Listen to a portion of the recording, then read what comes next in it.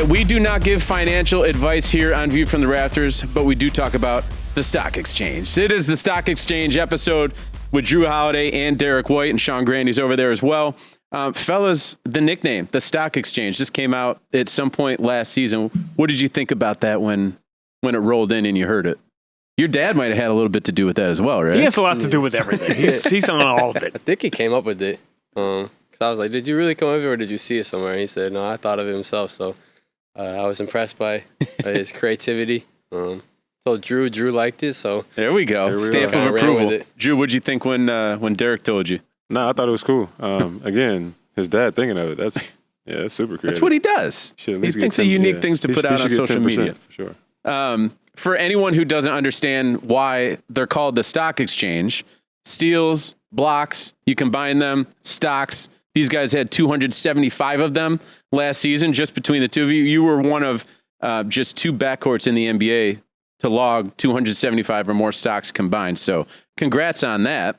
But you were also one of only 4 starting backcourts in the last 40 years to be selected to the all-defensive team in the same season. So that's a pretty significant accomplishment. Why do you think you guys are so good together defensively? I mean, well, Derrick's easy to play with. I think how he approaches the game, not just offensively, but defensively, he makes reads that are, nobody else can do. You see how he'll come over a screen and just block a shot or chase down somebody and block a shot or come out of nowhere and block a shot. Shots. Yeah, and just block a shot. I feel like his instincts on the defensive end make it easy for me to react. So if he's not getting a block, I guess I'm trying to get a steal because I'm not going to beat him in blocks. Yeah, although you weren't that far behind. Yeah, but I know last year, in fact, you had your highest block total in the last 5 seasons with 53. So it was, it rubbed off a little bit. Jrue does it when it matters, when there's 10 seconds to go in a playoff game and the shot needs to get blocked. It's blocked. For sure. But, Jrue's instincts are crazy, too. Like, you get beat, and then next thing you know, Jrue's there. And getting deflection, just active hands. And, he makes it easy for all of us. So, it's nice having him on our side and just kind of creating havoc. That's a fact. Did you know instinctively how it was going to work? And here's what I get at. Everyone, when 2 great offensive players suddenly are on the same team, people say, how's it going to work? How are they going to fit together? But nobody ever brings that up when it's 2 great defensive players. You've played against each other. I think it's 18 times you had played against each other beforehand. I imagine you had a pretty good idea this was going to work. I think knowing Derrick and seeing the way he plays, and I think just playing basketball for a long time, you definitely can tell who you'd mesh with and get along with. Not did I think that we play well together? Yeah. But defensively, did I know it'd go this well? I don't know. You never know. Like we just hound, like you said, we just create havoc. We just hound people. Sometimes we might get beat, but it's all with the intent of making people's lives hell. So, you think that too? Yeah. At the end of the day, we just compete at a high level, and I just think like our care factor is that high, especially on the defensive end. So, for 48 minutes, like people might take advantage of it sometimes, but at the long run, and it's a big moments, then that's when, especially when Jrue makes some big play, make a big moment. Go ahead, Mark. Run the list. We did some separate individual research thinking about, Jrue must have, he's paired with some great defensive Drew's been players. around for a while. And then I started. He had been with some elite defenders. And I'm like, Jay Rich, Tyreek Evans, Eric Gordon. I'm like, shout out Evan Turner. Right. And these are not great NBA players, not players you'd think of as elite defensive players that you'd play with. This a little bit of a change of pace. You had someone with this mindset. Yeah, I think it is different having somebody in the backcourt with you. Like usually it's like a guard and a big. It's usually a guard and a big. Yeah, a guard and a big, like a point guard and a 5 or something like that. Somebody who kind of hounds in the backcourt and then protects the rim. I guess we got that. You have that too. I guess we got that. But embarrassment of riches. Yeah, it's fun. It's a different dynamic, and I feel like it's not like we're competing with each other to beat each other. It's like we're competing with each other to see how great we can be. You guys did have a little bit of a thing before the season, though, right? Of who was going to grab the most steals or blocks or something. Is that? I definitely, like I said, I definitely knew he was going to get the blocks. I think after I really saw him blocking shots just from 3-point shots being blocked after he's chasing over a screen or after like over a screen and blocking 2-pointers. I'm like, yeah, I'm not doing that. See the smile? He's going to get the steals, though. So it kind of just balance out. 1-on-1, it's a balance. It's a balance. Find a tiebreaker somewhere. Was there a moment, though, when you guys, like, obviously when the trade happened, you're probably like, okay, we're going to be a really good duo defending. But was there a moment in a game, preseason, practice, anything where you guys were just like, okay, like, opposition or opposing backcourts are going to have a real tough time when they're playing against us? I don't know if there's an exact moment, but you just kind of see like just the way teams like react when Jrue's on them, and just kind of brings that different dynamic to our team defensively, and especially like how well JB, JT, KP like across the board. Just got a lot of guys that can just guard at a high level. I mean, even like Sam and Peyton, like everybody. Sam, shout out Sam. The white most guys, underrated defender in the league. Jrue says the white guys guard. Our white guys guard, yeah, for sure. And so like it's just everybody's competing at a high level on that end, and you don't want to be that guy. But like adding Jrue, you just automatically can just improve your defense just based off of the ball pressure and just the instincts that he has.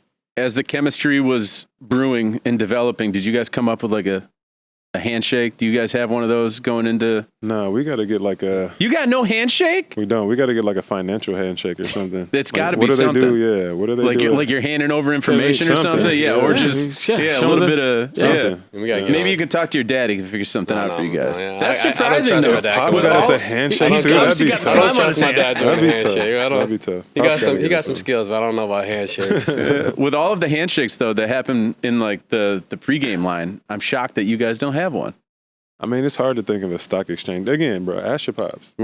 Stock exchange handshake. We will also ask the fans to send in some submissions, and we'll relay them. Let us know. Yes, please. People watch the games, that they're listening to us, whatever. Everybody takes the games in a different way. There's never been more access in the NBA. We're sitting here having these conversations. There's, Celtics today, Celtics this minute. Here's one thing people, I think, watching games, especially kids, don't understand how important talking to each other and the verbal communication that goes on, particularly on the defensive end. And Jrue, you have an interesting perspective because you talked about this when you came here, that you were always out front and everything was going on behind you. And that's changed a little bit. But for young kids watching who want to become great defenders, I suppose you cannot stress how important it is to be able to communicate verbally with the guys you're playing with and have that connection. For sure. I think we've shown it, even though our offense was probably the best offense in the league last year and for a while. Our defense in history, by the way, not just last year. Sorry. In Let's not sell it short. Our defense was really good, and I think a lot of it is communication. Knowing what we want to do on the court, knowing how we're going to switch or do schemes, knowing what like tendencies, just like they have on offense. Like we have tendencies on defense. Like there's ways that I like to kind of, if I know I'm gonna bait somebody, I'd like to go maybe this way compared to that way. But the communication, I feel like we have, it's a lot, but sometimes it's like, it's not verbal. Sometimes it's the way you move. Sometimes it's me reading Derrick and something that he does, and I can react to what he's doing. Him knowing that if I react that way, he reacts to what I do. I think that comes with time and being able to play with each other on the court for time. But like I said earlier, or like you said earlier, verbally having somebody behind you telling you where to go, what to do, this guy's coming. I grew up in an era where you had KG just killing you on screens. Yep. I would love to know that this man is about to come in and on my right side and kill me, so I can learn how to get around the screen. So I think it's huge. Did you get that communication back in the day? No, that's how I think that's how I became such a good defender, like avoiding screens, because I used to get wrecked. Yeah. And you can move. KG, they were just letting him do whatever. Oh yeah. Yeah, KG. He was Shaq, known to set like a moving screen. Oh, all the time. Stick that hip out all the time. Oh yeah. As Pachulia. No way. Oh yeah. Yeah, I'm good. Name drop right there. Yeah. What do you guys think? Just what makes a great perimeter defender?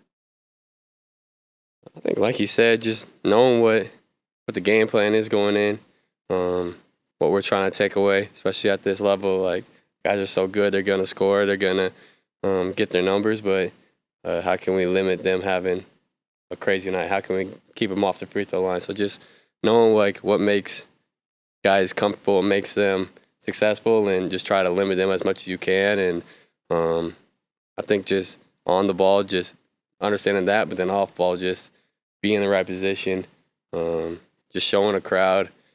So your man says that doesn't feel like he's on an island out there, and just a bunch of little things like that. That's big. Not feeling like you're on an island is a great feeling. Yeah, for sure. Especially with guys how they play, especially how they play today, going 1-on-1 so much, knowing that you have your boys is with you. Yeah. What do you guys teach the kids when it comes to defense? You want to teach them? Slide your feet. Yeah. Just move your feet. Get your hands out of there. Yeah, I think it's sliding. I think it's being reactionary. There are times where personnel, what the guy's tendencies, but there are times where you're going to have to be able to react to the moves that they make. And you can work on that, like doing reactionary drills and trying to do certain drills like that, or even playing one-on-one all the time and playing against good offensive players. Again, you can work on anything. So being able to do that is I think that helped me out a lot. A lot of it's natural, but kids, you can also develop those skills. So make sure you put in the work defensively. And effort. Yeah. Defense is hard, bro. It's way harder on offense. Talking about getting screened and getting blindsided by 7-foot bodies. Yeah, I would say that's hard. Yeah. And there's conversation. How much conversation is there? Okay, there's Steph. You're guarding Steph. Jrue, there's different ways you're going to play. You're going to fight through a screen. You're not going to give him room. That's an island you don't want to be on, right? So how much discussion is there before games between the two of you about certain individual players and their tendencies and where the two of you are going to have to be?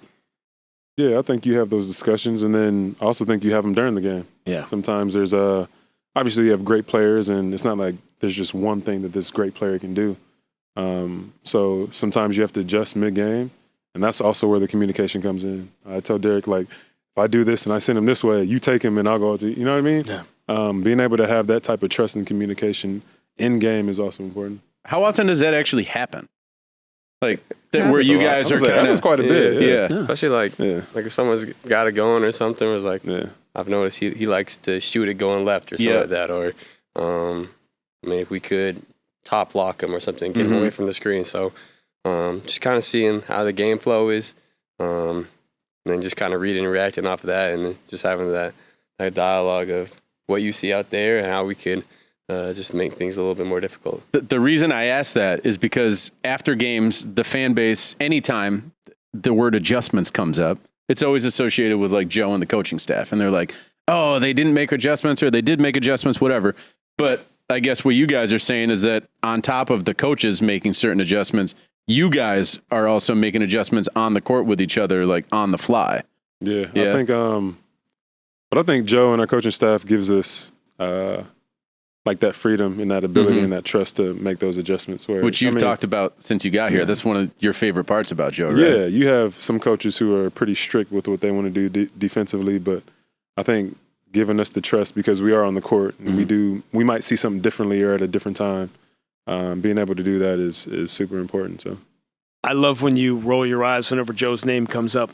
That's it. There's an instant reaction now. It has there's almost so much comfort and trust now that you guys are comfortable with the things that make Joe, and there's almost an open-minded to it, oh, we're going to watch this thing that the Navy SEALs talked about doing, whatever. Okay, because that's Joe, and it's not just all in fun. He has such belief in you and such trust in you that whatever he comes up with, it's all right, Joe, we'll do us and you do you. Pretty much. He just let Joe be Joe, and he lets us be us, and we all got the same goal in mind. And I think that's what is just the fun part about it is everybody's unique, everybody's got their own different way of doing things, and at the end of the day, we're all together, we all have the same mission, and it allows us to do special things. His is definitely unique, his way of doing things. One last question before we let you guys go. We've talked about the stock exchange for the entire episode, but as a team, what do you think made you guys so great defensively last year that got you over that hump, got you that 18th championship that you're trying to trickle into this season as well? I would say, and I'm talking defensive, obviously. right. Like, what did you guys do there? I think it's just pride, like pride, knowing that like individually, I don't want to get beat. I want to guard my man, and I want to do the best I can, and knowing that like sometimes you might have games where like I've gotten torched for 40 points or whatever, but I think it's just pride, one-on-one, being able to guard. Another layer is pride as a unit, being able to know like if I get beat, Derrick has my back. But he has to want to do that too. Mm-hmm. You know what I'm saying? I got to do the best I can to do what I'm supposed to do. If like worst come to worst, I know that my man has my back.